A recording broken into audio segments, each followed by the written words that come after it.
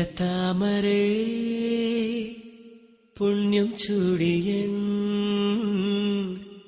ധന്യമാം തപസ്സിൽ. സ്റ്റാർനെറ്റിൻ്റെ എല്ലാ മാന്യപ്രേക്ഷകർക്കും ഓണാശംസകൾ. അനുരാഗ വിലോചനനായി മലയാള സിനിമയിലേക്ക് കടന്നു വന്ന താരമായിരുന്നു കൈലാഷ്. MD-യുടെ തിരക്കഥ, ലാൽ ജോസിൻ്റെ സംവിധാനം, ഒരു നടനെ സംബന്ധിച്ച് സ്വപ്നതുല്യമായൊരു തുടക്കമായിരുന്നു അദ്ദേഹത്തിന് ലഭിച്ചത്.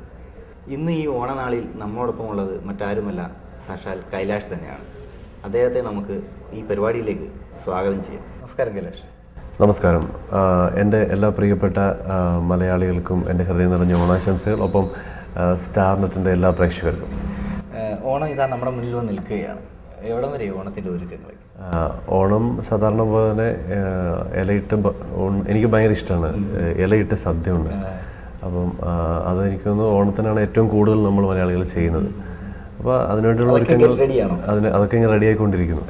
അപ്പം ഒരു താരമായതിനു ശേഷം, കഴിഞ്ഞ ഓണത്തിന് ഒരു പക്ഷേ കൈലാഷ് ഒരു താരമല്ലായിരുന്നു, എന്നാൽ ഇന്ന് ആ കഥ മാറി.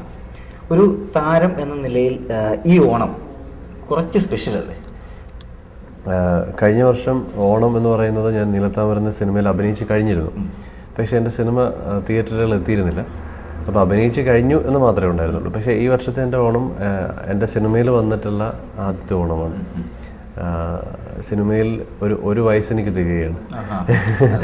അപ്പോൾ തീർച്ചയായും ആദ്യത്തെ ഓണം, ആദ്യത്തെ സിനിമ, ആദ്യമായി അഭിനയിച്ച പാട്ട്, ആദ്യമായി അഭിനയിച്ച സീന്, ആദ്യമായി നമ്മൾ സ്കൂളിൽ പോയ ദിവസം, ഇങ്ങനെ ആദ്യമായി ചെയ്യുന്ന കാര്യങ്ങൾ എപ്പോഴും നമ്മളുടെ ഓർമ്മയിലുണ്ടാവും.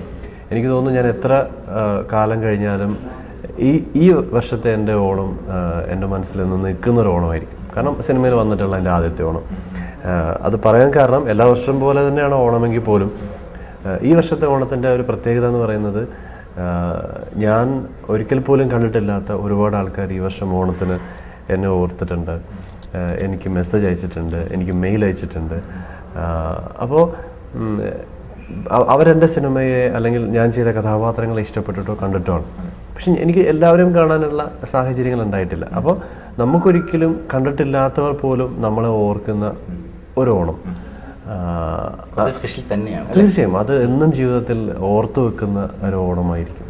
എങ്കിൽ പോലും ഓണം എന്ന് പറയുന്നത് എല്ലാവരും സംസാരിക്കുന്ന ഒരു കാര്യമാണ്. ഓണമൊക്കെ പണ്ടായിരുന്നു ഓണം. നമ്മളെ മുത്തശ്ശന്മാരൊക്കെ പറയാറുണ്ട്.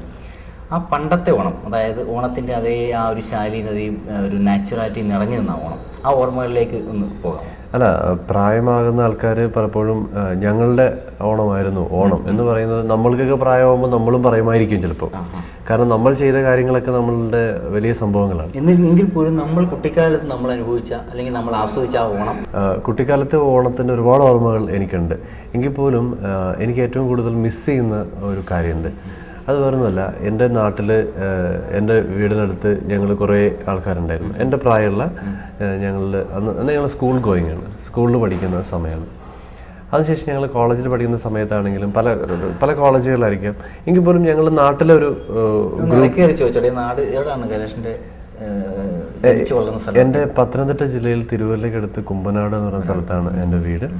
എൻ്റെ വീട് ഒരു നാട്ടുമ്പുറമാണ്.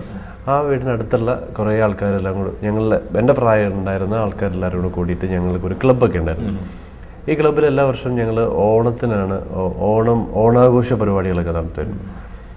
അന്നാണ് നമ്മൾ കലന്തല്ലി പൊട്ടിക്കൽ, വടംവലി, സൈക്കിൾ സ്ലോ റൈസ്, അങ്ങനെ ഒരുപാട് പരിപാടികൾ നമ്മൾ ചെയ്യാറുണ്ട്. ഇതിന് വേണ്ടിയിട്ടുള്ള ഫണ്ട് നമ്മൾ ശേഖരിക്കുന്നത് ക്രിസ്മസിനാണ്. കാരണം ക്രിസ്മസിന് നമ്മൾ എല്ലാ വീട്ടിലും പോയിട്ട് കരോൾ ഇങ്ങനെ പാട്ട് പാടിയിട്ടുള്ള പൈസ കളക്ട് ചെയ്ത് വെച്ചിട്ടാണ് നെക്സ്റ്റ് ഇയറിൽ നമ്മൾ ഓണം സെലിബ്രേറ്റ് ചെയ്യുന്നത്. അപ്പോൾ അങ്ങനെ ചെയ്തിട്ട് അന്ന് ഉച്ചയ്ക്ക്, തിരുവോണത്തിൻ്റെ അന്ന് ഉച്ചയ്ക്ക് എൻ്റെ വീടിനടുത്തുള്ള എൻ്റെ ഒരു ഫ്രണ്ട് ഉണ്ട്. അയാളുടെ പേര് രാജീവ് എന്നാണ്. രാജീവിൻ്റെ വീട്ടിലായിരിക്കും ഞങ്ങൾക്ക് എല്ലാവർക്കും കുറേ വർഷങ്ങളായിട്ട് ഉച്ചയ്ക്ക് സദ്യ. അത് ജാതി മതഭേദമന്യേ ഞങ്ങളുടെ പിള്ളേരെല്ലാവരും അവിടെ ആയിരിക്കും കൂടുക. ആ വീട്ടിൽ അവിടുത്തെ രാജീവിൻ്റെ അമ്മയാണ് എപ്പോഴും ഞങ്ങൾക്ക് സദ്യ ശരിയാക്കുന്നത്. എനിക്ക് തോന്നുന്നു കോളേജൊക്കെ കഴിഞ്ഞ് ഞങ്ങളെല്ലാവരും പല സ്ഥലങ്ങളിലേക്ക് പോയി. ചില ആൾക്കാർ പുറത്തേക്ക് പോയി, ഗൾഫിലും അല്ലെങ്കിൽ മറ്റുള്ള സ്ഥലങ്ങളിലേക്കൊക്കെ ജോലി സംബന്ധമായി പോയി. ഞാൻ സിനിമയിലേക്കൊക്കെ എത്തുന്നു. ഇങ്ങനൊരു സാഹചര്യത്തിൽ പലരും പല സ്ഥലത്തായിപ്പോയി. എനിക്ക് തോന്നുന്നു ഇപ്പോൾ ഏറ്റവും കൂടുതൽ മിസ് ചെയ്യുന്നത് ചിലപ്പം ഞാൻ ഓണത്തിന് ആ ഒരു കാര്യമായിരിക്കും. എൻ്റെ പഴയ ഓർമ്മകളിൽ എനിക്ക് ഏറ്റവും കൂടുതൽ തങ്ങി നിൽക്കുന്ന ഒരു കാര്യം അതായിരിക്കും. അതെ അതെ. എങ്കിൽ പോലും പിന്നെ മുമ്പുണ്ടായിരുന്ന ഓണത്തിൽ നിൽക്കുന്ന ഒരു താരം നിലയിൽ ഒരുപക്ഷെ ഇപ്പം ആൾക്കാരുമായിട്ട് കൂടുതൽ അങ്ങോട്ട് ഇടപഴകാനുള്ള ഒരു റെസ്ട്രിക്ഷൻസ് സ്വാഭാവികമായി ഉണ്ടാകും. അതൊരു നഷ്ടമായിട്ട് തോന്നുന്നു. അല്ല, ഓണം ബേസ് ചെയ്തിട്ട് നമുക്ക് അങ്ങനെ റെസ്ട്രിക്ഷൻസ് ഒന്നുമില്ല. കാരണം ഒരു പക്ഷേ ഇന്ന് എനിക്കുള്ള ഏറ്റവും വലിയൊരു ഓപ്പർച്യൂണിറ്റി എനിക്ക് ഏതൊരു വീട്ടിലും തിരുവോണത്തിന് കയറി ചെല്ലാം എന്നുള്ളതാണ്. ഒരു പക്ഷേ അതിന് കഴിഞ്ഞ വർഷം വരെയാണെങ്കിൽ ചിലപ്പോൾ അത് കഴിഞ്ഞു തരില്ല. എനിക്ക് ഏത് വീട്ടിലും സദ്യക്ക് ചെന്ന അല്ലെങ്കിൽ ഭക്ഷണത്തിൻ്റെ സമയത്ത് ചെന്ന് അല്ലെങ്കിൽ തിരുവോണത്തിന് കയറി ചെല്ലാനുള്ള ഒരവസരം നമുക്ക് ഈശ്വരൻ തന്നിട്ടുണ്ട്. അതെനിക്ക് തോന്നുന്നു വളരെ കുറച്ച് ആൾക്കാർക്ക് മാത്രം അല്ലെങ്കിൽ കലാകാരന്മാർക്ക് മാത്രം കിട്ടുന്ന ഒരു ഓപ്പർച്യൂണിറ്റിയാണ്. അപ്പം അങ്ങനെ ഒരു ഓപ്പർച്യൂണിറ്റി കൂടി ഉള്ള ഒരു സമയത്താണ്. അപ്പോൾ എനിക്ക് തോന്നുന്നു റെസ്ട്രിക്ഷൻസ് അതിലില്ലാന്ന് തോന്നുന്നു. നമുക്ക് നീലത്താമരയിലേക്ക് തിരിച്ചു വരാം. ഞാൻ ഇൻട്രൊഡക്ഷനകത്ത് പറഞ്ഞതുപോലെ MDയുടെ തിരക്കഥ, ലാൽ ജോസിൻ്റെ സംവിധാനം, താങ്കൾ തികച്ചും ഭാഗ്യവാൻ തന്നെയാണ് ഇങ്ങനൊരു കോമ്പിനേഷൻ്റെ കൂടെ തുടക്കം കുറിക്കാൻ കഴിഞ്ഞത്. ഒരു നീലത്താമരയിലേക്ക് ഫസ്റ്റ് കോൾ അല്ലെങ്കിൽ നീലത്താമരയിൽ നായകനാവാൻ പോകുന്നു എന്നറിഞ്ഞ ആ ഒരു നിമിഷം? നീലത്താമരയിലേക്ക് ഒരു ദിവസം സംഭവിച്ചതല്ല. ഞാൻ പാരലായിട്ട് ഒരുപാട് സിനിമകൾ കൊണ്ട് ശ്രമിച്ചിട്ടുള്ള ആളാണ്. സിനിമയിലേക്കുള്ള ഒരുപാട് ശ്രമങ്ങൾ എപ്പോഴും ഉണ്ടായിട്ടുണ്ട്. നീലത്താമര എന്ന് പറയുന്ന സിനിമയെക്കുറിച്ച് ഞാൻ അറിയുന്നത് ആദ്യം ഒരു ഫിലിം മാഗസിനിലാണ്. അതിനുശേഷം ഞാൻ ലാൽ ജോസ് എന്ന എൻ്റെ ഡയറക്ടറുടെ അടുത്തെത്തുന്നു. അതിനുശേഷം അദ്ദേഹം എന്നോട് കുറേ കാര്യങ്ങൾ പറഞ്ഞു. അങ്ങനെ ഒരു 2-2.5 മാസം നീളുന്ന വലിയ ഓരോ സ്റ്റെപ്പും നമ്മൾ മുമ്പോട്ട് പോയിക്കൊണ്ടിരുന്നതാണ്. ഒരുപാട് ആൾക്കാരിൽ നിന്നാണ് കുറച്ച് ആൾക്കാരെ സ്ക്രീൻ ചെയ്ത്, അതിൽ നിന്ന് വീണ്ടും കുറച്ച് ആൾക്കാരെ സ്ക്രീൻ ചെയ്ത് ഏറ്റവും അവസാനം വന്ന ഏതാണ്ട് 10ഓളം ആൾക്കാരെ മാത്രമാണ് MT വാസുദേവൻ നായർ കണ്ടിട്ടുള്ളത്. MT സാർ അവരെ മാത്രമേ മീറ്റ് ചെയ്തിട്ടുള്ളൂ. അപ്പോൾ നമുക്ക് ഓരോ സ്റ്റെപ്പ് മുമ്പോട്ട് പോകുമ്പോൾ പ്രതീക്ഷകൾ കൂടിക്കൊണ്ടിരുന്നിരുന്നു. എങ്കിൽ പോലും ഫൈനൽ ആയിട്ട് നമ്മൾ MT സാറിനെ കാണാൻ പോകുന്ന സമയത്തൊക്കെ എനിക്ക് എൻ്റെ സിനിമ തന്നെയായിരുന്നു എൻ്റെ സ്വപ്നങ്ങളിലുണ്ടായിരുന്നത്. പക്ഷേ ഞാൻ MT സാറുമായിട്ട് ഒരു 10-15 മിനിറ്റ് സംസാരിച്ചതിന് ശേഷം ഞാൻ തിരിച്ചു വരുമ്പോൾ എൻ്റെ മനസ്സ് മുഴുവൻ എൻ്റെ കണ്ണുകൾ കൊണ്ട് ഒരു പക്ഷേ അദ്ദേഹത്തെ എനിക്ക് എന്ന് വേണമെങ്കിലും കാണാമായിരിക്കും. പക്ഷെ അദ്ദേഹത്തിൻ്റെ കണ്ണുകൾ എന്നെ ശ്രദ്ധിക്കുന്ന ഒരു നിമിഷം, അല്ല അതിനൊരു ഭാഗ്യം ഉണ്ടായത് ആ ഒരു കാര്യമായിരുന്നു എനിക്ക് ഏറ്റവും കൂടുതൽ ആ സമയത്ത് എൻ്റെ ആലോചനയിലും മനസ്സിലാക്കിയിട്ടുണ്ടായിരുന്നത്. അതിനുശേഷം ഒരു 2.5 മാസം ഞാൻ മൊത്തം പറഞ്ഞില്ലേ, പൂജയുടെ 2 ദിവസം മുമ്പ് മാത്രമാണ് ഞാൻ അറിയുന്നത് ഞാനാണ് ഇതിലേക്ക് സെലക്ട് ചെയ്യപ്പെട്ടിരിക്കുന്നതെന്ന്. അപ്പോൾ എനിക്ക് ആ സമയത്ത് ഭയങ്കര സന്തോഷമായിരുന്നു. കാരണം ഇത് കുറച്ച് മുമ്പ് പറഞ്ഞ പോലെ ഭാഗ്യം എന്ന് പറയുന്ന അല്ലെങ്കിൽ ഈശ്വരാനുഗ്രഹം എന്ന് പറയുന്നത് എന്താണ് എന്ന് ജീവിതത്തിൽ ഏറ്റവും കൂടുതൽ അനുഭവിച്ചത് എപ്പോഴെന്ന് വെച്ചാൽ ഞാൻ ആ ഒരു നിമിഷം തന്നെയാണ് അനുഭവിച്ചത്. അതായത് ഞാനും ഈശ്വരനും എൻ്റെ പ്രാർത്ഥനകളും എൻ്റെ സ്വപ്നങ്ങളും മാത്രമുള്ള കുറച്ച് നിമിഷങ്ങൾ എനിക്കവിടെ ഉണ്ടായിട്ടുണ്ട്. സംസാരങ്ങളിൽ ഒത്തിരി പ്രാവശ്യം ഈശ്വരൻ കടന്നു വരുന്നുണ്ട്. 100% വിശ്വാസിയാണോ? അല്ല, ഈശ്വരനിൽ ഞാൻ വിശ്വസിക്കുന്നുണ്ട്. അങ്ങനെ പറയുമ്പോൾ ഞാൻ സാധാരണ എല്ലാവരും പറയുന്ന പോലെ പറയുന്നതല്ല, അല്ലെങ്കിൽ അങ്ങനെ പറയാൻ വേണ്ടിയിട്ട് പറയുന്നതല്ല. ഞാൻ എല്ലാ മതങ്ങളോടും എനിക്കിഷ്ടമാണ്. നമ്മൾക്ക് പലപ്പോഴും സിനിമയെ ബന്ധപ്പെട്ടിട്ട് ചിലപ്പോൾ ഒരു പക്ഷേ ലൊക്കേഷൻ അടുത്തുണ്ടായിരിക്കുന്നത് പള്ളിയായിരിക്കാം, അല്ലെങ്കിൽ അമ്പലമായിരിക്കാം.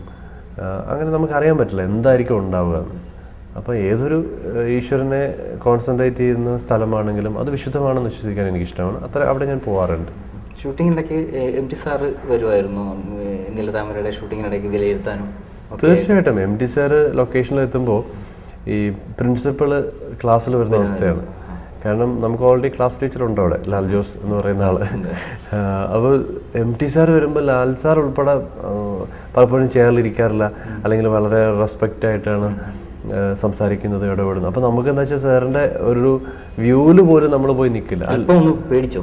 അല്പമല്ല, നല്ല പേടിയായിരുന്നു. കാരണം ലാൽ ജോസ് എന്ന് പറയുന്ന എൻ്റെ ഡയറക്ടർക്ക് പോലും പലപ്പോഴും അദ്ദേഹത്തിൻ്റെ അടുത്ത് കാര്യങ്ങൾ സംസാരിക്കുന്നത് ഭയങ്കര ശ്രദ്ധിച്ചൊക്കെയായിരുന്നു. അപ്പോൾ അത്രയും സാർ